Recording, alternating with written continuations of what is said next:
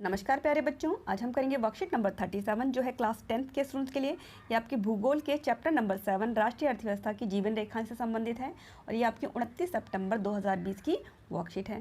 सबसे पहले हम जानेंगे कि अर्थव्यवस्था किसे कहते हैं। तो उत्पादन, वितरण एवं खपत की एक सामाजिक व्यवस्था को हम बोलते हैं अर्थव्यवस्था, है ना। अगर वो किसी देश की हो तो वो उसकी राष्ट्रीय अर्थव्यवस्था कहलाएगी। अब इसमें अगर हम देखें तो दो चीज़ें मेन होती हैं। एक होता है उत्पादक, किसी भी अर्थव्यवस्था में दो मेन चीज़ें होती है। एक होता है उत्पादक। उत्पादक कौन होता है? जो वस्तुओं और सेवाओं का उत्पादन करता है। दूसरा होता है उपभोक्ता, ठीक है, जो उन वस्तुओं और सेवाओं का उपभोग करेगा, इस्तेमाल करेगा। उत्पादक जो है वो तभी किसी चीज़ का उत्पादन करता है जब उसकी मांग होती है, उसको लोग खरीदना चाहते हैं, उसको लोग इस्तेमाल करना चाहते हैं। और जितनी ज़्यादा चीज़ों का उत्पादन होता है उतना ज़्यादा जो है देश की जो है आय बढ़ती है और उसकी जो अर्थव्यवस्था वो मजबूत होती है, ठीक है। अब मान लो एक उत्पादक है, वो चीनी का उत्पादक है। अब वो चीनी का उत्पादन करता है उत्पादक, अब उसने अपने मिल में चीनी बना ली। अब उसको उपभोक्ता तक उसको पहुंचाना है, क्योंकि जब तक उपभोक्ता तक माल नहीं जाएगा उसके उत्पादन का कोई फ़ायदा नहीं है। तो वो किस चीज़ का इस्तेमाल करेगा? परिवहन का, ठीक है। तो जब तक परिवहन का साधन नहीं होगा उत्पादक अपना सामान जो है उपभोक्ता तक नहीं पहुँचा पाएगा। तो यही वजह है कि जो परिवहन है, संचार है, उनको किसी देश की अर्थव्यवस्था की जीवन रेखाएं कहा जाता है, क्योंकि देश की जो अर्थव्यवस्थाएं होती है वो इन्हीं साधनों पर टिकी हुई हैं, ठीक है।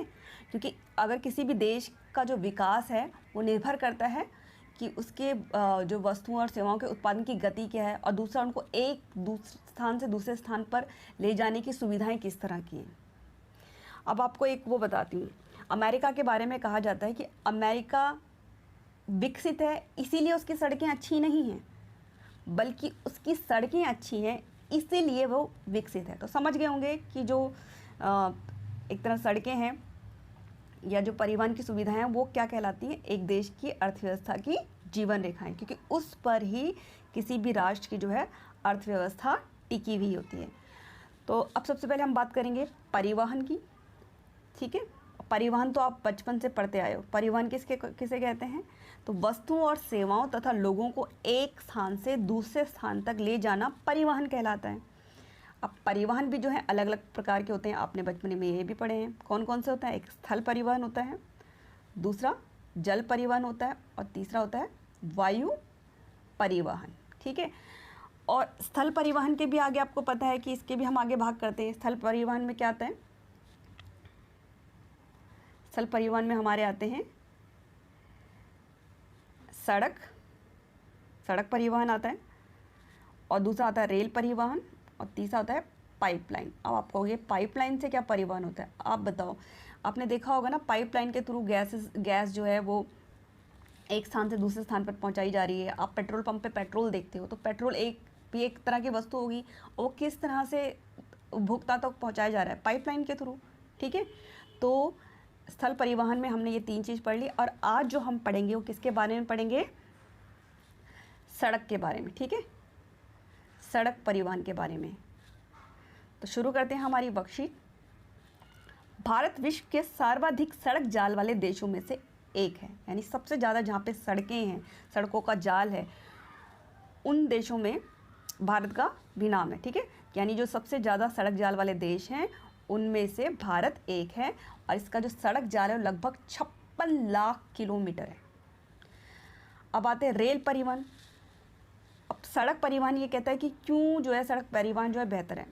उसका कारण क्या है? जो रेल परिवहन की अपेक्षा सड़क परिवहन जो है महत्ता जो है निम्न कारणों से, यानी रेल परिवहन से सड़क परिवहन निम्न कारणों से ज़्यादा अच्छा है। तो सबसे पहला कारण क्या है इसका?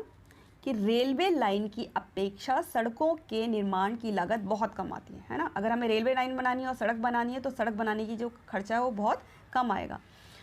दूसरा पॉइंट क्या बोला है इसने? कि अपेक्षाकृत ऊबड़ खाबड़ व विच्छिन्न भूभागों पर सड़कें बनाई जा सकती है। देखो सड़कें कहीं पे भी बनाई जा सकती हैं। आप देखो, आप हिमाचल प्रदेश जल्दी जाओ, पहाड़ी इलाकों में, दुर्गम पहाड़ी इलाकों में, अब तो देखो लेह लद्दाख में भी, है ना। लेह लद्दाख कितनी ऊंचाई हाइट पर है, तो वहाँ सब जगह पर क्या है, जो सड़कें हैं वो बनाई जा सकती है, चाहे कितना ही दुर्गम इलाका हो। इवन रेतीले इलाकों में भी जो है सड़कें बनाई जा रही हैं। जबकि रेल लाइन जो है हर जगह पे बनाना जो है आसान नहीं होता, उसको बनाने में बहुत मुश्किलें आती हैं अपेक्षाकृत। उसके अलावा अधिक ढाल प्रवणता तथा पहाड़ी क्षेत्रों में भी सड़कें निर्मित की जा सकती है। मैंने ये बताया कि जो ढाल वाले पहाड़ी क्षेत्र होते हैं, ठीक है, वहाँ पर भी जो है सड़कें बनाई जा सकती हैं। इसी वजह से लोग जो है हिल स्टेशन पे कैसे पहुँच पाते हैं, लोग घूमने जाते हैं गर्मियों में, क्योंकि सड़कों की वजह से। अगर सड़क परिवहन ना हो तो हम उन जगहों पर पहुँच ही नहीं पाएंगे और उस प्रकृति का आनंद ले ही नहीं पाएंगे। चलो आगे चलते हैं। अपेक्षाकृत कम व्यक्तियों, कम दूरी व कम वस्तुओं के परिवहन में सड़क मितव्ययी है। अब अगर आपको कम लोगों को कहीं जाना है, ठीक है, और या कम दूरी पर जाना है या थोड़ी वस्तुएं जो है इधर से उधर ले जानी है, तो सड़क परिवहन जो है सबसे बेटर रहता है ना। जैसे अगर आपको मान लो यहाँ से मेट्रो स्टेशन ही जाना होता अपने घर से, तो आप रिक्शा से चले जाते हो, है ना, तो किसका इस्तेमाल कर रहे हो? सड़क परिवहन का, क्योंकि वो सस्ता पड़ता है। आप रेल का इस्तेमाल तो नहीं करोगे, रेल आपके घर में आएगी भी नहीं। दूसरा, इसके अलावा क्या होता है, अगर हमें जैसे मान लो लोगों को जैसे बाराती लेके जानी होती है, तो वो क्या करते हैं, बसों की बुकिंग करते हैं। कहीं घूमने जाना है, ज़्यादा लोग हैं तो बस में चले जाते हैं। ये तो नहीं कि वो पूरी की पूरी ट्रेन बुक कर लेते हैं। तो जो सड़क परिवहन होता है ना बेटा, ये अगर हमें कम लोगों को ले जाना है, कम दूरी पर जाना है, कम वस्तुओं को इधर से उधर करना है, तो सड़क परिवहन मितव्ययी है, यानी कम खर्चीला। मितव्ययी का मतलब होता है कम खर्चीला है। तो आप इसको अच्छे से याद कर लेना। इसके अलावा यह घर घर सेवाएं उपलब्ध कराता है। घर घर सेवाएं उपलब्ध कराने का मतलब क्या है कि अगर जो सड़क परिवहन है उसके माध्यम से आप घर तक जो है आप लोगों को और सामान को जो है पहुंचा सकते हो, है ना। अब मान लो आपको कहीं जाना है, तो आप क्या करते हो, अपने कैब बुक करवाई, आपके घर के दरवाजे पे आ गई, है ना, और आप आराम से जो है आपके घर से आपको लेके जाएगा और आपको जिसके घर जाना है उसके घर तक आपको छोड़ देगा, यानी घर से लेके घर तक चला गया। और इसमें सामान चढ़ाने व उतारने की लागत भी अपेक्षाकृत कम आती है, ठीक है, यानी इसमें जो कॉस्ट आती है वो कम आती है। अगला बिंदु क्या है कि सड़क परिवहन अन्य परिवहन साधनों के उपयोग में कड़ी के रूप में भी कार्य करता है। कड़ी के रूप में मतलब लिंक, जैसे अगर किसी को रेलवे से मतलब एक दूसरे राज्य में जाना है, आपको मान लो बिहार जाना है, यूपी जाना है, रेलवे, आप रेल का आपका टिकट बुक है, लेकिन आप रेलवे स्टेशन कैसे पहुंचोगे? आप सड़क परिवहन का इस्तेमाल करो, चाहे आप टैक्सी करो, चाहे ऑटो करो, चाहे बस से जाओ, चाहे मेट्रो से जाओ, आप सड़क परिवहन का इस्तेमाल करके ही आप कहाँ पहुँचोगे? रेलवे स्टेशन पे। ऐसे अगर किसी को हवाई अड्डे जाना है, वायु परिवहन का उपयोग करना है, तो भी उसको सड़क परिवहन का इस्तेमाल करना पड़ेगा। ऐसे ही समुद्री पतन है, अगर आपको शिप से भी इधर से उधर जाना है, तो आपको वहाँ तक पहुँचने के लिए, जहाँ से शिप स्टार्ट होगी वहाँ तक जाने के लिए भी आपको सड़क परिवहन का इस्तेमाल करना होगा। तो इस तरह से जो सड़क परिवहन है वो अन्य परिवहन के साधनों के उपयोग में कड़ी के रूप में भी कार्य करता है, यानी लिंक स्थापित करता है, वहाँ से वहाँ तक जोड़ता है। चलो अब आगे चलते हैं। ये देखो बेटा सड़कों का जो पूरा ये जाल दे रखा है ना, ये देख रहे हो आप, ये सड़कें हैं। अब आते हैं इसके प्रश्न उत्तर पर। अब प्रश्न 1, सड़क परिवहन के किसी 3 विशेषताओं को बताइए। तो किसी की जगह ये किन्हीं शब्द आना चाहिए। आपकी वर्कशीट में बेटा ये क्वेश्चन थोड़ा गड़बड़ दे रखा था, इसकी जगह किन्हीं लिख देना। अब उत्तर है इसका, सड़क परिवहन की 3 विशेषताएं निम्नलिखित हैं। सबसे पहला है, सड़कों का निर्माण उबड़ खाबड़ व विभिन्न भूभागों पर किया जा सकता है, जैसे पहाड़ी क्षेत्रों, शिमला व दार्जिलिंग आदि में किया गया है। अगला आते हैं, दूसरा पॉइंट है इसका, सड़कों के निर्माण की लागत रेलवे लाइन की अपेक्षा बहुत कम होती है।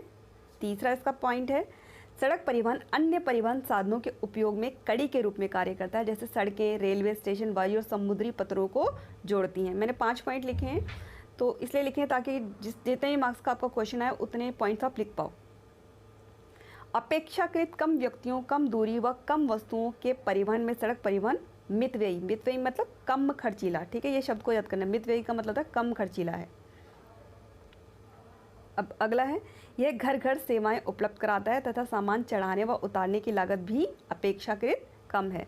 अब चलते हैं अगले प्रश्न की तरफ। अब प्रश्न नंबर 2, क्या आप उन राजमार्गों के नाम बता सकते हैं जिससे होकर आपने यात्रा की है? तो उसका उत्तर लिखना, मैंने निम्नलिखित राजमार्गों से होकर अपनी यात्रा की है। जैसे दिल्ली से पानीपत जाने के लिए मैंने राष्ट्रीय राजमार्ग 1 से यात्रा की है। दिल्ली से गुड़गांव जाने के लिए राष्ट्रीय राजमार्ग 8 से की है। ऐसे अगर आप दिल्ली से हरिद्वार जाओगे तो आपको जो राष्ट्रीय राजमार्ग 58 है उससे जाना पड़ेगा। ऐसे दिल्ली से फरीदाबाद जाने के लिए बोलना, मैंने NH2 का से यात्रा की है। तो ये आपका प्रश्न नंबर 2 हो गया। अब आते प्रश्न नंबर 3 पर। किन 4 महानगरों को स्वर्णिम चतुर्भुज योजना के द्वारा जोड़ा गया है? तो बेटा ये तो बहुत सबसे आसान है। 4 महानगर हमारे कौन से हैं? दिल्ली, मुंबई, कलकत्ता और चेन्नई। ठीक है, ये अच्छे से याद कर लो। और इन्हीं 4 जो हमारे महानगर हैं उनको स्वर्णिम चतुर्भुज योजना से जोड़ा गया। तो आप इसका उत्तर इस तरह से लिखेंगे कि स्वर्णिम चतुर्भुज योजना 6 लेन वाली महाराजमार्गों की एक सड़क परियोजना है। इसके द्वारा दिल्ली, मुंबई, कोलकाता और चेन्नई महानगरों को जोड़ा गया है। इससे आपके 2 प्रश्नों के उत्तर होंगे। एक तो स्वर्णिम चतुर्भुज योजना क्या है, ठीक है, उस पर भी पूरा आ जाएगा। और अगर आपसे सिर्फ यही पूछते हैं कि इन 4 महानगरों को जोड़ा गया है तो उसके अंतर्गत ये आ जाएगा। ठीक है, तो आपका ये उत्तर हो गया है। अब चलते हैं प्रश्न नंबर 4 पर।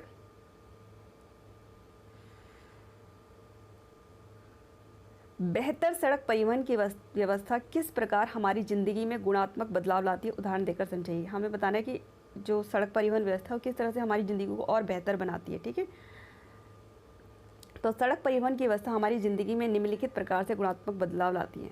सबसे पहला क्या है कि जो सड़क परिवहन सरलता से उपयोग में लाए जाने वाला माध्यम है, इसका उपयोग किसी भी समय किया जा सकता है। उदाहरण के अगर आधी रात को भी हमें कहीं जाना है तो हम कार, ऑटो, टैक्सी आदि इत्यादि से जा सकते हैं।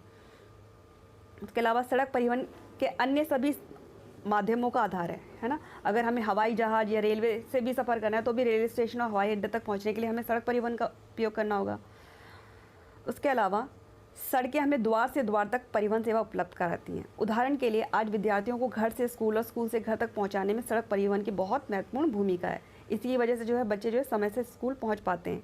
इसके अलावा हम तक सब्जियां, अंडे, मांस, दूध, फल जैसी शीघ्र खराब होने वाली वस्तुएं समय पर पहुंचाने के लिए सड़क परिवहन ही सर्वश्रेष्ठ माध्यम है। उसके अलावा क्या है, सड़कें जो है सांस्कृतिक आदान प्रदान करने में भी सहायक हैं। तो बेटा अभी आपकी वर्कशीट कंप्लीट हो गई है। प्लीज़ इस चैप्टर को अपनी बुक में से भी रीड करना। ठीक है, तो मन लगा के पढ़िए और अच्छे नंबर लेके आइए। बाय बच्चों।